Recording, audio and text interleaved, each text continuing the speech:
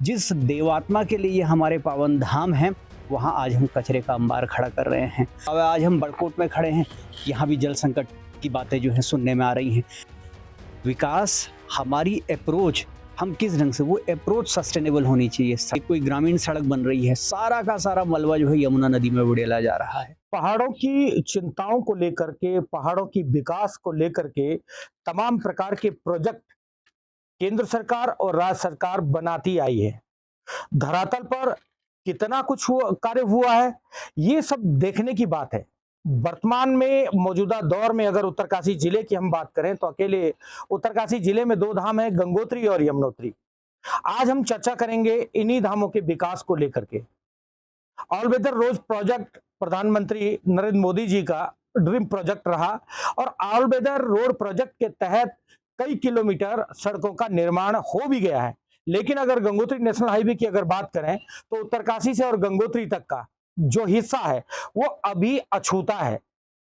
प्रक्रियाएं पूरी हो चुकी हैं लेकिन धरातल पर काम अभी नहीं हुआ है, क्योंकि एनजीटी और अन्य जो मामले हैं वो सामने आए और उस वजह से कहीं ना कहीं रोड़ा अटकता हुआ दिखाई दिया है।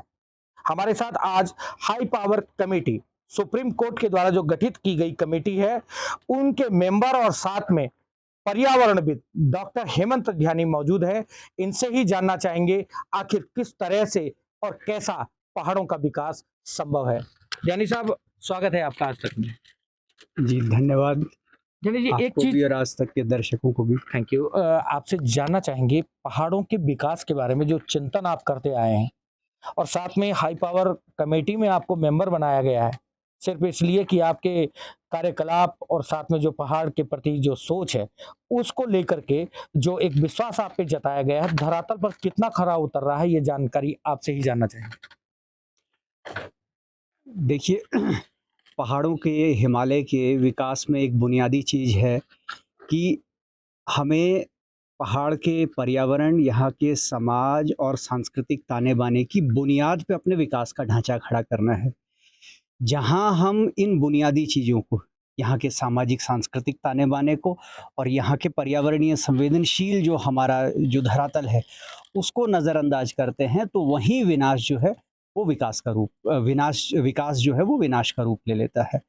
तो इसी बात की संवेदनशीलता जगाने के लिए ये बात हम निरंतर चार धाम और अन्य सारे कमेटी और सब फोरमों में करते रहे हैं। जहाँ तक बात आपने ये चार धाम परियोजना की, तो इस पर पहले से ही हमारा ये मत रहा और सर्वोच्च न्यायालय ने भी ये कहा कि भाई आप ये देखिए कि चार धाम जो घाटी हैं, उनकी धारण क्षमता को देखते हुए प्रोजेक्टों को आप इम्प्लीमेंट करिए। तो हमारा यही है कि भाई निश्चित रूप से इस समय चार धाम यात्रा चल रही है। बिल्कुल यात्रा शुरू होते ही इतने विस्फोटक रूप से यात्री जो है उत्तराखंड में आ गए कि यमुनोत्री, गंगोत्री बिल्कुल पैक हो गया। 5 किलोमीटर आज हम यमुनोत्री घाटी में खड़े हैं। जानकी चट्टी से और यमुनोत्री तक जो वीडियो सामने आए, इस तरीके से जो है भीड़ खचाखच भरी थी। ऐसे ही केदारनाथ कि अगर ईश्वर न करे कोई आपदा में क्लाउड बर्स्ट, बादल फटने जैसी घटना होती, तो फिर जो है जवाब देना किसी सभी को बड़ा मुश्किल हो जाता। कौन उसके लिए जिम्मेवार होता?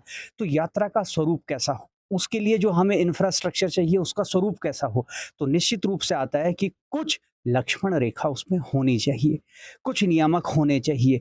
अनियंत्रित, बेलगाम और अवैज्ञानिक रूप से अगर हम अंधाधुंध विकास करें, हम चाहें भाई हमारी सड़कें भी इतनी चौड़ी आ जाएं, रेलवे भी आ जाएं, हेलीकॉप्टर भी आ जाएं, होटलों के निर्माण पर भी कोई वो ना हो, वाहनों की गति उस के आवागमन पर भी कोई नियंत्रण ना हो, तो हम हिमालय को क्या बना के छोड़ेंगे? जिस देवात्मा के लिए ये हमारे पावन धाम हैं, वहाँ आज हम कचरे का अंबार खड़ा कर रहे हैं। वहाँ के रिसोर्सेज, वहाँ के संसाधनों पर इतना दबाव है। आज हम बड़कोट में खड़े हैं, यहाँ भी जल संकट की बातें जो है सुनने में आ रही हैं। तमाम हमारे क्षेत्रों में पानी के स्रोत सूखते जा रहे हैं। जंगलों की आज आग जो है इतना भयावह रूप आज लेकर खड़ी है। तो कहीं न कहीं हमें ये नियंत्रण रखना होगा कि पहाड़ में क्या तो हमें बिल्कुल नहीं चाहिए, क्या हमें चाहिए लेकिन नियंत्रित रूप से चाहिए, और कौन-सी ऐसी गतिविधि हैं जो प्रोत्साहित होनी चाहिए। सड़कों जिनको का हम बढ़ा सकते हैं। सड़कों को लेकर के आप क्या कहेंगे सर? क्योंकि कई किलोमीटर तो बन गई, अब कुछ कुछ छूट गया पैच। सड़कों इस यमुनोत्री हाईवे में ये बात सुप्रीम कोर्ट ने भी स्पष्ट की कि भाई हम लोगों ने जो बात कही थी 2019-20 में, उसी पर सुप्रीम कोर्ट ने भी मुहर लगाई कि ये हाईवे जहां हम आज हैं, जो नॉन स्ट्रेटेजिक भी हैं, आप सड़क की चौड़ाई इतनी रखें जिसमें 2 बड़े वाहन आसानी से क्रॉस हो जाएं। उसके लिए 5.5 मीटर 2018 के नियमावली के तहत सुप्रीम कोर्ट ने प्रावधान यहाँ के लिए किया, और वही बात हमने भी सुझाई थी। उसमें एक तो पहाड़ की तरफ हमारा कम से कम छेड़छाड़ होगी, और नीचे की तरफ जो जगह है घाटी की तरफ, उस भूमि का उपयोग भी करते हुए हम सड़क को चौड़ी कर पाएंगे। इस प्रकार से पेड़ भी कम कटेंगे, हमारी पहाड़ भी कम कटेंगे, हमारे मलबे का उत्पादन भी कम होगा, और जो होगा सड़क निर्माण में ही उसका उपयोग हो जाएगा। तो इस तरीके से ग्रीन तरीके से हम सड़क का चौड़ीकरण यहाँ कर सकते हैं, जहाँ अभी बचा है, चाहे वो यहाँ हो, चाहे वो अन्य सब जगह जहाँ पर भी कार्य बचा है, वहाँ उस तरीके से किया जाए, और पर्यावरण के प्रति अपनी एक संवेदनशील नजरिया सामने। सर आपको रोकना चाहूँगा, 2017 में जब ये प्रोजेक्ट जो है शुरू हो गया था, करोड़ों रुपए खर्च कंपनसेशन के रूप में भी हो चुके हैं और साथ में जो पेड़ कटाई है, वो पेड़ कटाई भी हो चुकी है। पर्यावरण को नुकसान तो ऑलरेडी 2017 में पहुँच चुका है। अब कैसे उसको रिकवर किया जा सकता है? क्योंकि काम हो चुका है उसके लिए और अब ब्रेक लग गया है। उसकी नहीं, ब्रेक अब ये उस पर है जो आगे होना है, जहाँ हो चुका। अब जैसे यहाँ से ये पालीगाड़ तक, धरासू बैंड से पालीगाड़ तक चौड़ीकरण हो गया है, जी। उसमें हजारों की तादाद में पेड़ कटे, मलबे के ढेर लगे। तो उस पर हमने ये कहा है, जहाँ जहाँ पर भी डंपिंग जोन या अन्य जगह सड़क के किनारे वृक्षारोपण किया जाए। वही बात हम आज जांच कर रहे हैं, पूछ पड़ताल कर रहे हैं। भारी कटिंग के कारण कई भूस्खलन जोन खड़े हो गए। तो हमारी चिंता ये है, और सड़क मंत्रालय को ये है, कि जो भूस्खलन जोन खड़े हो गए हैं, जो पहाड़ संवेदनशील बन गए हैं, इनका उपचार हो। क्योंकि आप खुद ही देख लीजिए, यहाँ से आगे हम जाएँ छटांगा, उसके आगे से लेके कुथनौर तक, और यहाँ से नीचे भी कई ऐसे संवेदनशील पहाड़ी ढाल हैं कि अगर तेज़ बरसात में कोई वाहन नीचे जा रहा हो, या कोई लोग नीचे, न जाने कहाँ कब कौन पहाड़ दरक के नीचे गिर जाए। तो उन सारे संवेदनशील पहाड़ी ढालों को चिन्हित करना और उनका उपचार समय से शुरू करना, ये अब देखा जाए तो जहाँ ये नुकसान हो चुका है, वहाँ पहाड़ी ढालों को सुरक्षित करना, मलबे की डंपिंग ज़ोनों के ऊपर प्लांटेशन करना, उनको स्थायी करना, गाड़ गदेरों में जो ब्लॉकेज हैं, जहाँ मलबे सब पड़े हैं, उनको हटाना, और सघन वृक्षारोपण। ये होना है, ताकि दुष्प्रभावों को कम किया जा सके। और जहाँ अभी नहीं हुई है कटिंग, जिस तरह से पालीगाड़ से जानकी चट्टी 20-22 किलोमीटर का ये भाग है, वहाँ हम ये चाहते हैं कि कम से कम पहाड़ी ढालों को छेड़कर पहाड़ की तरफ और घाटी की तरफ, दोनों जगह का उपयोग करते हुए, कम से कम कटिंग करते हुए, सड़क का अनुकूल रूप से चौड़ीकरण किया जाए। एज ए डॉक्टर ध्यानी अगर हम माने तो कहीं न कहीं सकारात्मक रुख है आपका कि सड़क निर्माण होना चाहिए, लेकिन पर्यावरण के साथ बिल्कुल, छेड़छाड़। बिल्कुल, हमारा यही बात है कि विकास को हमें इसी ढंग से परिभाषित करना होगा। विकास, हमारी अप्रोच, हम किस ढंग से, वो अप्रोच सस्टेनेबल होनी चाहिए। सड़क निर्माण का कोई विरोध नहीं करता। अब आप भी अभी जानकी चट्टी से आ रहे हैं, राना चट्टी से दूसरी तरफ देखिए, एक पहाड़ काट रहा है, एक कोई ग्रामीण सड़क बन रही है, सारा का सारा मलबा जो है यमुना नदी में उड़ेला जा रहा है। आप अभी जाते हुए शायद उसको कवर करें, पूरा का पूरा मलबा। तो उंगली तो प्रशासन की ओर। बिल्कुल, निश्चित रूप से। तो जब नियम पहाड़ में सड़क निर्माण के नियम है कि कटिंग और फिलिंग, आप काटो और फिल करो, और जो रहता है उसको आप सुनिश्चित जगह पर डंप करो।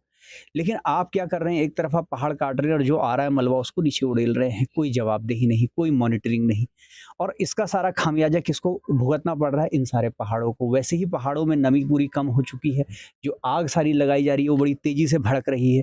इस तरीके की गतिविधियां आग में घी डालने का काम करेंगे। और आज जो है जलवायु परिवर्तन की तलवार पूरी मानव जाति के ऊपर लटक गई है, पूरे विश्व के ऊपर। पूरे विश्व में वैज्ञानिक चिंतित हैं कि आने वाले समय में जितनी तेजी से तापमान बढ़ रहा है, आपका देहरादून 43 डिग्री हो गया, अगले दशक आते आते यहाँ भी 50 डिग्री पार हो जाएगा। हम सब दोषी होंगे। पानी के स्रोत सूख रहे हैं। हमारे जब संसाधन ही नहीं रहेंगे, हमारे शुद्ध जल नहीं रहेगा, हवा नहीं रहेगा, हमारे पास जो है मिट्टी हमारी उपजाऊ नहीं रहेगी, तो हम अपनी आगे की पीढ़ियों को क्या सौंपेंगे? तो ये हमारी दिव्य धरोहर हैं, और ये तो हमारे दिव्य धाम, इसके संरक्षण के ही प्रतीक हैं। हम इसको ही समाप्त करके, इसकी ही कीमत पर अगर हम बोले कि हम विकास कर रहे हैं, तो मैं समझता हूँ इससे बड़ी अनदेखी, आंखों पे पट्टी बांधकर विनाश की ओर बढ़ना, इससे बड़ा नहीं हो सकता। इसलिए हम ये कहते हैं, विकास को समझना और उसको नियंत्रित और वैज्ञानिक, इसलिए उसको कहते हैं सस्टेनेबल। जो शब्द आजकल बड़ा प्रचलित है, वो सस्टेनेबल अप्रोच हो हमारी उस तरफ। एक आदमी भी जब व्यक्ति है वो खुद देखता है कि भाई आज गर्मी पड़ रही है, लू लगेगी, मैं प्याज खा के चलूँ, मैं ये लेके चलूँ, मैं परहेज करूँ, मेरा ब्लड प्रेशर हाई हो रहा है, तो अपने आप पे नियंत्रण रखता है ना, तभी वो कुछ काम कर पाता है। क्या हमें समाज और इस व्यवस्था पर नियंत्रण नहीं चाहिए? यहाँ हम चाह रहे हैं कि हम मनमाने अंधाधुंध होटल बना लें, अंधाधुंध चौड़ीकरण कर लें, अंधाधुंध जंगल काट लें। जब एक मानव को अपने शरीर पर भी अपनी गतिविधियों के लिए नियंत्रण रखना पड़ता है, तो वो नियंत्रण सबसे बड़ी बात, तो वो आत्म नियंत्रण, वो लक्ष्मण रेखा हर चीज की तय करनी पड़ेगी। इसीलिए धारण क्षमता, आपके माध्यम से मैं तमाम अपने जो व्यवसायी बंधु हैं होटल वाले, उनको भी कहना चाह रहा हूँ, जो वो विरोध कर रहे हैं कि नहीं जी, कोई भी जो है लिमिट ना रखें सरकार, अनियन जो आ रहे हैं आने दें। हम लोगों ने देख लिया, यहाँ सड़क जो है 4 लेन भी बन जाए, जाके तो यमुनोत्री में वो पूरा का पूरा भीड़ लगेगा, वो आपदा का सबब बनेगा कि नहीं बनेगा? वो पूरा का पूरा दबाव हिमालय पे पड़ेगा कि, तो निश्चित रूप से ये एक बड़े कोई बड़ी बात नहीं, कॉमन सेंस की बात है कि हर एक घाटी की अपनी उसकी एक धारण क्षमता है। उसकी धारण क्षमता है, उसकी धारण क्षमता के अनुसार हम उसके साथ व्यवहार करें, देव व्यवहार करें। उसने पीढ़ियों से हमें पाला है, आगे तक भी वो पीढ़ियों तक हमारा पोषण करते रहे, इसकी ज़िम्मेवारी हमारी है। अन्यथा तो वो कहावत आपने भी सुनी होगी कि एक सोने का अंडा देने वाली मुर्गी थी, पीढ़ियों से परिवार पल रहा था, बस इस पीढ़ी को लालच आ गया कि क्यों ना एक बार ही पेट फाड़ के सारे अंडे निकाल लिए जाएँ। वही हमारी आँखों पर भी विकास के नाम पर ये विनाश का नशा छा रहा है।